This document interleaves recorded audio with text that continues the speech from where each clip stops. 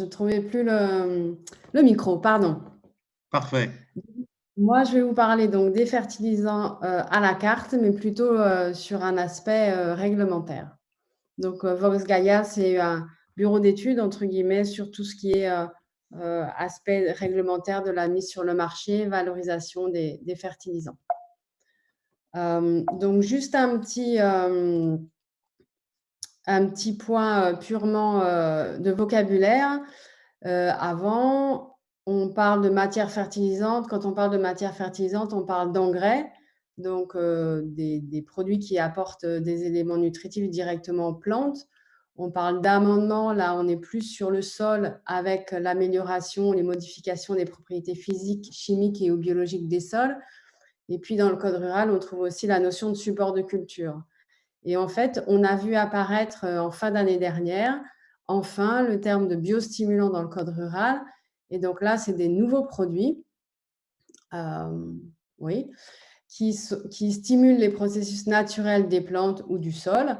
Et là, les objectifs, c'est de faciliter ou de réguler l'absorption par les plantes des éléments nutritifs et ou d'améliorer la résistance des plantes à des stress abiotiques et ou d'améliorer les caractéristiques qualitatives de végétaux. Voilà. Alors, le code rural, il dit que pour importer, détenir, mettre en vente, vendre, même distribuer à titre gratuit ou utiliser une matière fertilisante ou un support de culture, c'est possible que dans certains cas.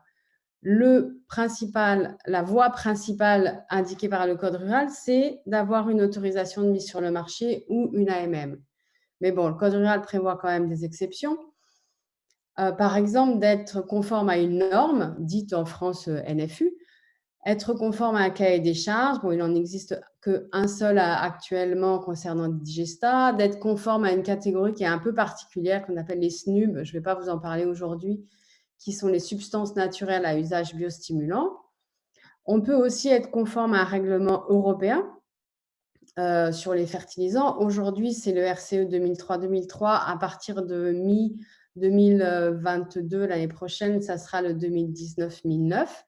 Et puis, on peut aussi être conforme à la réglementation sur les déchets.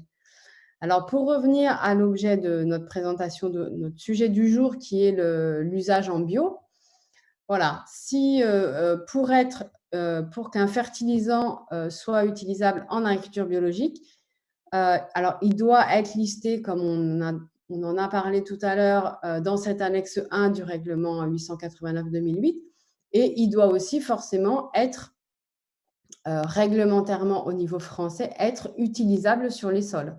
Voilà, donc être dans l'une ou l'autre des cases, mais on ne doit pas forcément être un produit, avoir une AMM, être conforme à une norme ou au règlement européen. Pour être utilisable en AB, on peut aussi être un déchet. Alors voilà, comme exemple, ça c'est une matière fertilisante qui est à base de fientes de verre de farine, ça se développe pas mal en France. Donc on appelle ça du FRAS. C'est considéré par le règlement européen sur les sous-produits animaux comme un effluent d'élevage, comme un lisier, pareil au niveau des autorités françaises. Si on regarde le packaging ils ont appelé ça fertilisant naturel, ce produit, ça ressemble pas mal à un engrais organique, que ça soit au niveau des caractéristiques, voilà, agro, matière organique et puis éléments fertilisants.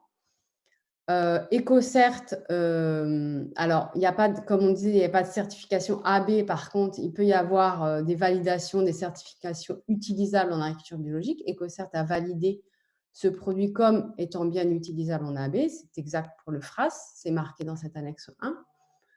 Au niveau du code rural, dans ce packaging, on n'a pas de référence à la norme sur les engrais organiques, on n'a pas d'autorisation de mise sur le marché, on ne peut pas être conforme à un cahier des charges puisque c'est que les digestats, on ne peut pas être conforme à un règlement européen puisque c'est juste sur les matières minérales.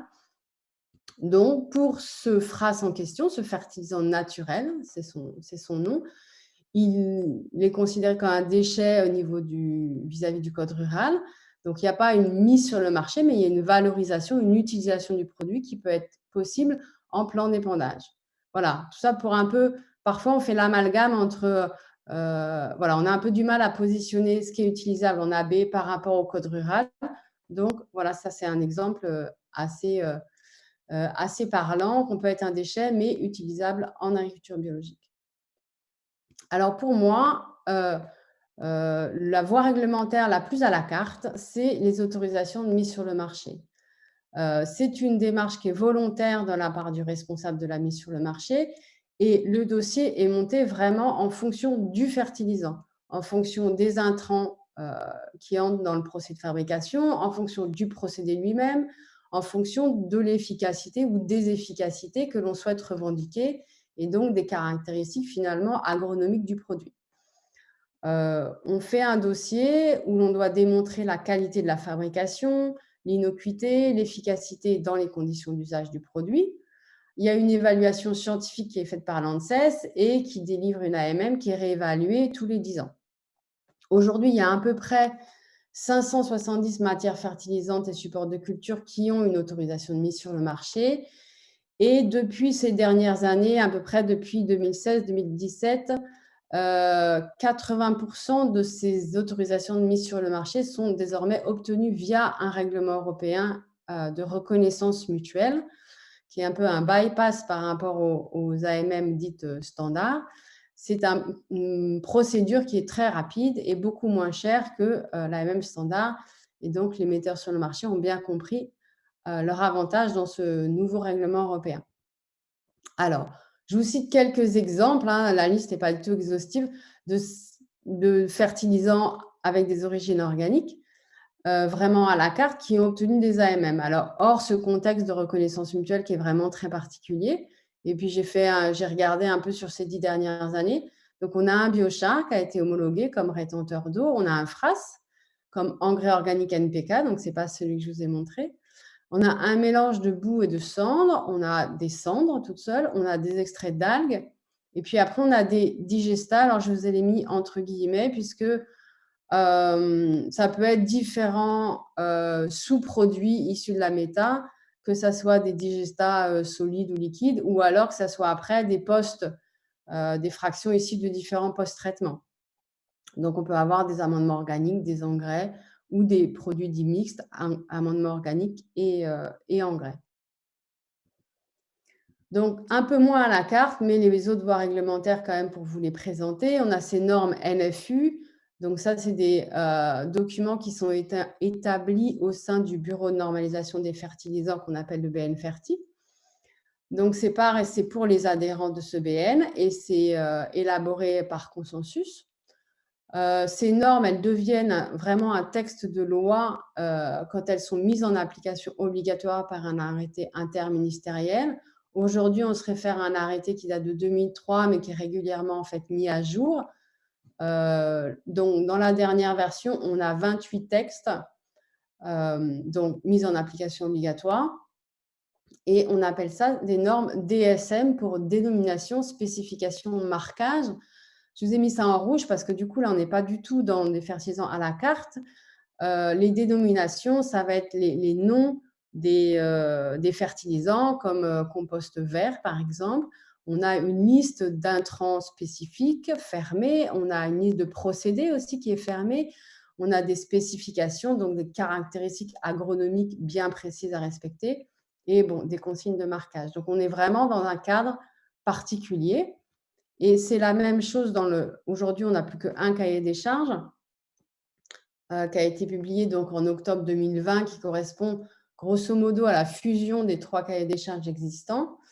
Et là, on est encore sur un domaine plus restreint, puisque ça ne concerne que certains digestats avec une liste fermée de matières premières. D'autre part, c'est uniquement pour le marché professionnel avec une vente directe du producteur à l'utilisateur, donc mis sur le marché avec beaucoup de guillemets. Et on a des critères d'innocuité, mais on n'a aucun critère d'efficacité dans ce cahier des charges. Une autre voie donc de mise sur le marché, pas trop à la carte non plus, mais qui existe, c'est donc ce règlement européen actuellement en vigueur 2003-2003. Donc, c'est principalement des engrais minéraux. Ça permet la mise sur le marché partout en Europe. Ça ne remplace pas les réglementations nationales. Donc, on est bien à une possibilité supplémentaire, AMM, NFU, cahier des charges, règlement européen. C'est une des voies qui existe. Alors, il ne concerne pas les amendements organiques, les engrais organominéraux, les supports de culture. Donc, c'est vraiment très, très restreint, mais ça concerne quand même énormément de fertilisants sur le marché, mais au niveau des types, pas beaucoup. Et on est dans un principe qui est relativement proche des normes françaises, dénomination, spécification, marquage. Voilà, donc encore dans un cadre contraint. Et par contre, on n'a aucune limite pour les éléments indésirables dans ce règlement, c'est-à-dire par exemple sur les éléments traces.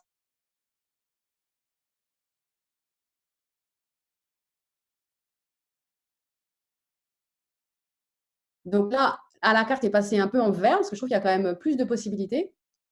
Donc là, on a une liste en fait positive d'intrants. Ils ont appelé ça des matières constitutives.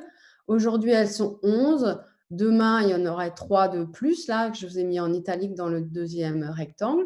Et à partir de ces 11 ou 14 intrants, on va pouvoir fabriquer l'une ou l'autre, l'un ou l'autre de ces fertilisants. Fertilisants, terme très large, hein, parce qu'on a des biostimulants, on a des engrais, on a des amendements, supports de culture. Voilà. Donc, ça sera mis en application à partir du 16 juillet 2022. Et selon les intrants, selon les produits, on a des critères d'innocuité, on a des critères d'efficacité. Ça dépend un peu voilà, de chaque intrant ou de chaque fertilisant. Mais là, ça semble quand même un peu plus. Il y a plus d'ouverture, on va dire, qu'en tout cas dans le règlement précédent et que dans nos normes NFU. Bon, dans certains cas, il y aura aussi des contrôles externes, soit du dossier lui-même, soit du système de fabrication. Ça dépend un peu des intrants ou du produit lui-même. Alors, je vous ai fait un tableau récapitulatif sur ces différentes voies de mise sur le marché et par exemple les coûts. Alors aujourd'hui, c'est sûr que la MM franco-française et la MM standard est clairement la plus chère. Le nouveau règlement, on ne sait pas trop encore avec ces organismes externes qui doivent intervenir, on ne sait pas encore qui c'est et donc leur coût. Rapidité, bon, la MM est clairement la plus longue, le règlement européen actuel est clairement le plus rapide. Pour moi, plus de contrôle et de traçabilité au niveau des AMM, puisqu'il y a vraiment un dossier qui est soumis à l'ANSES. Pour les produits innovants, clairement l'AMM. Ce nouveau règlement européen, comme je vous ai présenté, il y aura aussi sans doute plus de latitude que les autres voies réglementaires, mises sur le marché en France ou en Europe selon voilà, la réglementation, et des durées d'autorisation qui sont limitées de durée de l'autorisation qui sont limitées pour les AMM ou sans aucune limite pour les autres voies réglementaires. Je ne vous parle pas ici des déchets, on n'est pas vraiment sur de la mise sur le marché. Voilà, et c'est tout ce que je voulais vous présenter au niveau de ces notions de ce qui pour moi est le plus à la carte ou le moins à la carte. Si vous voulez, je crois qu'il reste 1 ou 2 minutes pour des questions.